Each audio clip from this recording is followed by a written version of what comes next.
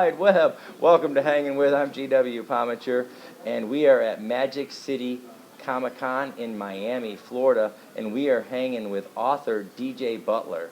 Dave, thanks for hanging with us right now, man. Thank you. I'm thrilled to be here. Things down on the Comic-Con floor are getting busier and busier. They're getting busy, very exciting. Got some great costume action. Starting to get some book sales. Yeah, that's fantastic. So it's a lot of fun.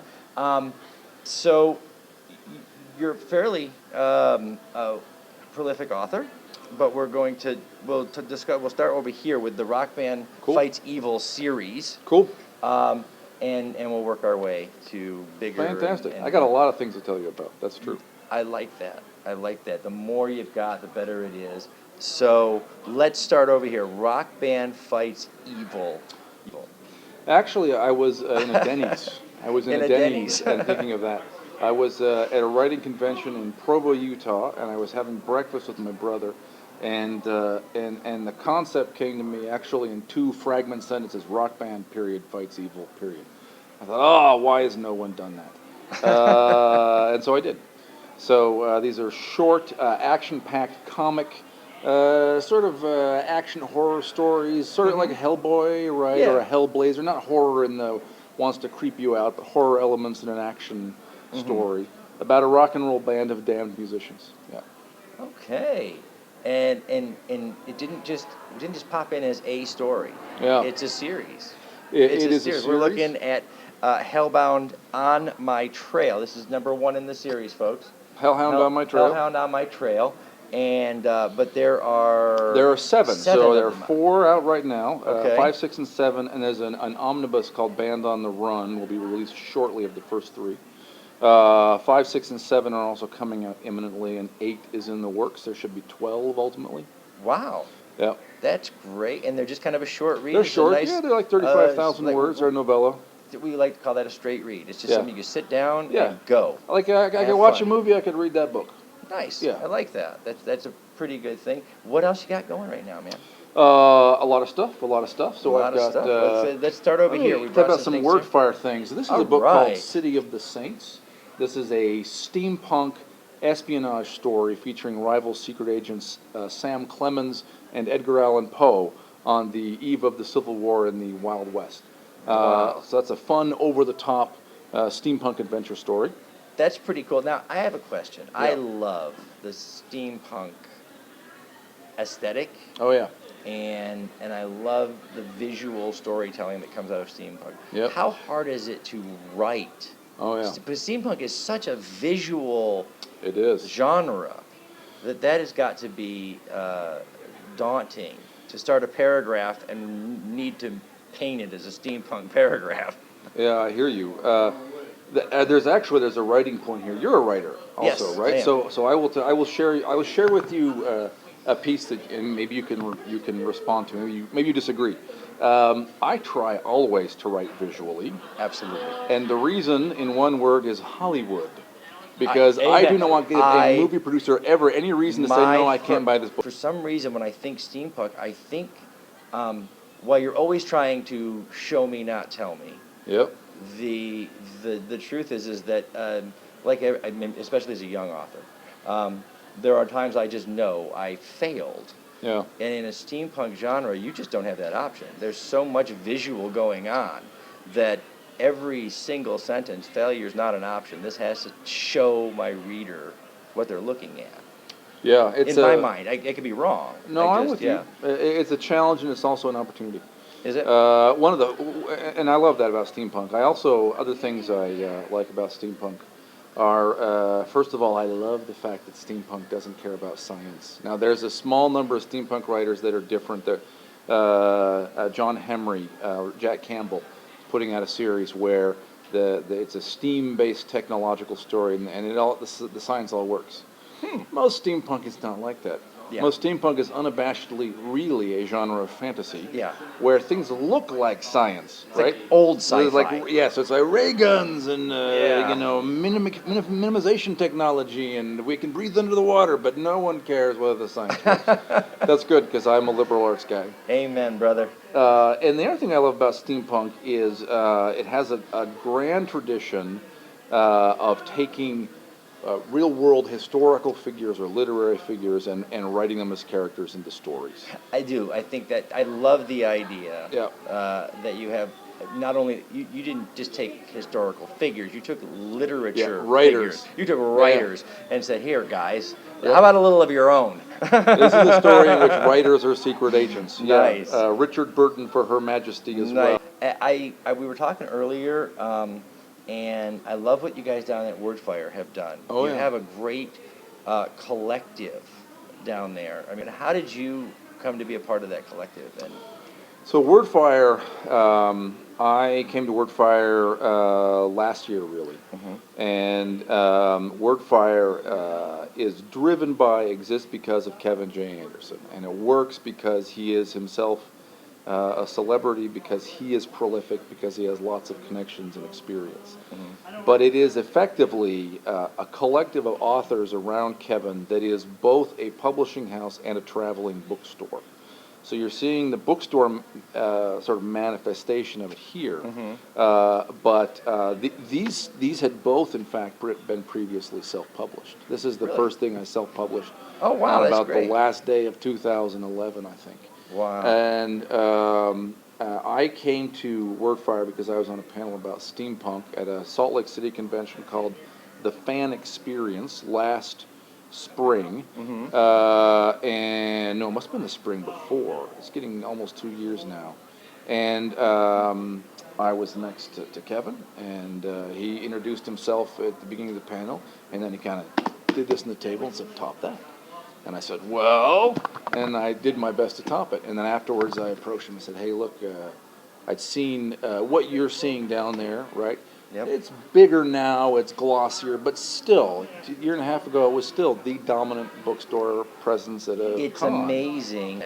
Well, this is it. So I pitched Kevin in kind of the spring of, I guess, 2 years ago now, and met him again the 4th of July weekend, 3-4 months later, for breakfast, or WesterCon, and had breakfast. And one of the questions he asked is, well, what interests you about us? And I said, look, the number one exciting thing is you guys have a national presence. You guys, I said, I'm pretty well known now, Salt Lake City, kind of Utah. I'm getting out a little bit around it. But you guys go all over the place, and I want to be there, and I want to be at this big table. And one of the that's right. And one of the great things Wordfire has and is getting more of, really more sophistication around its editing process, editing, design, layout team. But Brian Thomas Schmidt, for example, is a Hugo nominee this year, is one of our editors. I looked at the Wordfire website when Yeah. Alexi first contacted me, and he said, "We're Wordfire Press, and come and hang with, do your show with our guys." Yeah. Well, of course, this is what we do. But Well, we got Tracy Hickman down there. I saw We've had David McFarlane. We've had Jonathan Mayberry. Amazing We published back collective. catalog of like Frank Herbert. I saw that. So- Dune was like the first sci-fi that I was ever introduced to, and it was Yeah. amazing. And what else do you have going on? What do we got here? This is book one. This book's been out for a year or so now, but book two is coming out shortly. So I want to tell you a bit about the series. Book one is called Crecheling. Crecheling. Crecheling. A creche is an old. It's not such a common word in English anymore. You hear it mostly in nativities, but creche is a nursery. Okay. Where babies are kept. And this is about a future civilization that initiates its youth into adulthood by forcing them to commit murder.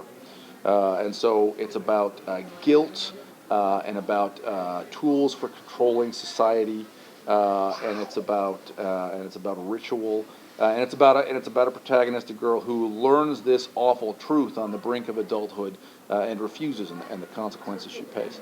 So book one is that the beginning of her journey. So you took the complex concept of manipulation Oh, that's what this and- is all about. and did that in 200 Yeah, pages. 65,000 words. It's Wow, man, that's some intense stuff, though. You know, that's the word. Actually, I've got a lot of reviewers who say exactly that. This book is really intense. Yeah. It's fast. It is idea heavy, but it moves very, very quickly. And this is so. Here's So now you're got book two coming on this same series. book two is written and is with the editor. So within 3-4 months, I'll have that out too. Wow. You know, it's one of the threads that run through there is kind of violence and monopolizing violence as a tool for control. So one of the things the civilization does is it has weapons that are extremely complex to use and that are in fact dangerous to the user if you're not sufficiently trained, which means people who are not trained are effectively disarmed. These are monofilament weapons, whips and bolas. And so there is a lot of combat in here. It is for keeps. You don't get hit a lot of times and stand up and then fight back. You're hit, you're dead, or you're hit, and you lost an arm. Wow. Right? So, so science fiction, dark, suitable for young adults. If I'm talking to a 17-year-old, I'll pitch it as a YA book, but really it's a dark science fiction novel. Yeah, it is. It's a deep subject. It is. Without turning a page or reading a word. The subject itself of how we manipulate, how we can be manipulated. Yep. And the tools that are used to do that, whether they be violent or psychological or a combination of the two, propagandistic. Right. It's a deep concept. Yep. It's a dark concept. Yep. I don't think any of us like to think that we can't. No, they don't. Yeah. But you're entertaining people with it. Maybe a little enlightening at the same time, but yeah. Well, one hopes to be more than an entertainer. Absolutely. Right? I mean, you go into writing. I mean, I don't know. You could do it for any reason, I suppose. Mostly, you don't go into writing novels, especially science fiction and fantasy novels, for the money, because it's about 10,000 to 1 that you will not get rich. Yeah. Right. You might be George R. R. Martin. You're probably not. Yeah. So you go into it because you want a certain kind of tool set for telling stories. You want the ability to say, "Hey, I can tell a story in a world where I can change the rules to be able to tell the story I like." There's a great Michael Moorcock essay from like 1969, I think it's in Locust magazine, where he defends himself, and the accusation is, those science fiction writers, they write shallow two-dimensional characters. And his response is, you don't understand. When I write a science fiction story, a fantasy story, it's not just the character's head that tells the story, that tells the theme. It's the setting, it's the world, it's all the rules, right? Mm-hmm. And so you choose to write science fiction and fantasy because you think you have things to say, and because you want the flexibility of being able to write in a setting where you have those tools. Well, and in any other setting, if you write this story, your reader is instantaneously on the defensive. Yeah. Because in a real, if you tell people that Coca-Cola or Facebook or YouTube or pick a brand, it doesn't really matter. Yeah. Is in any way manipulating them. They're instantaneously defensive. Sure. But when you put it in a world that seems fanciful. Yep. Now I'll listen to you I'll give you another chapter. As long as you're reading the adventure story, right? As long as I'll give you another chapter. I'll give you another chapter and see where you go. By the time I get to the end of the 10th chapter, maybe I've learned something. Maybe you actually did sell that, idea. Yep. Because unfortunately, sometimes selling the idea a wake-up call is more difficult than all of those other products combined. I think that's true. So amazing. The next one's on its way out. It's with the editor, so we should be seeing it very, very later soon. In the spring. Yep, it's called Urbane. Yeah, and you've got we got one more. We got a little bit of time, so we have one more thing. Yeah, one more thing, what do we got? My big press debut is coming in June 2016. Yeah, it is a middle reader story. It's coming out from Knopf. I'm excited because my editor also edited the Emerald Atlas and Aragon, if you know Aragon. Yes, I do. Michelle Frey, my editor, picked up and edited Aragon. Wow. So she is a big deal. And the story is called The Kidnap Plot, and it is a steampunk novel set in an 1880s London that includes not only clockwork technologies, but also trolls and fairies, etc. Oh, wow. And it's about a boy whose father is kidnapped. And in the process of trying to rescue his father, the boy, I don't want to give spoilers, but learns some uncomfortable things about his father and about himself. And it's the beginning of at least a 3-book series, so I'm very excited about that. You're loving the mashup. You really do. I really do. I can feel. You're loving the mashup. That's true. Just if you've mashed just the right things together. Very excited about that. Well, to grab my imagination anyway. And thank you so much, Dave. I appreciate it. We've been hanging here with DJ Butler. Where can we find you on the wordfirepress.com? Yep. Got that. You Where can. else can we find you on the web? My website is davidjohnbutler.com. John has an H, davidjohnbutler.com. I've got a mailing list you can sign up for there. I'm on Facebook, reasonably active. Got a public account. You can come find me there. Outstanding. I tweet at DavidJohnButler is my Twitter handle. Okay. I'm on Google Plus, but I haven't actually done anything there in about a year. So come find me. Man, if you figure out exactly how that works, let me know, man. Because Google, that confuses me a little bit. It's pretty powerful. My problem is I is. discovered nobody that I knew was actually active there. Yeah. So I met a bunch of strangers, made friends with like a Norwegian guy and stuff, but I had to go back to Facebook. I heard somewhere Norwegian guys do buy books. They do. Well, they do. And And I'm hoping he does. Yeah, so there you go. So that is great. Thank you so much. We got to wrap it up. We do like at the end of every show to thank the guys that help us be here over at Something Unique Magazine, Books, Chocolate, and Wine. Great little book blog online. If you ever get to do one of their Books, page Chocolate, and Wine. takeover, yeah. I spent the busiest 3 hours of my life on 2 different laptops trying to keep up with the questions. Oh, fantastic. And I'm me. Just bring a team. Fantastic. Because okay. the readers love to ask you questions about everything. Fantastic. And so that's Books, Chocolate, and Wine. The Florida Book News for helping us out, Authors for Authors, and now our new friends at Wordfire Press. We are so grateful for everybody that's sharing, hanging with around the web. I'm GW Pomichter. We have been hanging with DJ Butler.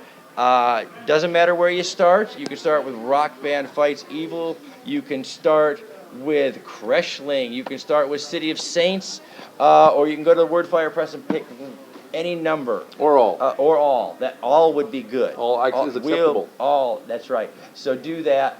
Keep coming back to Hanging With. Tune in. Log on. See who we're going to be hanging with next.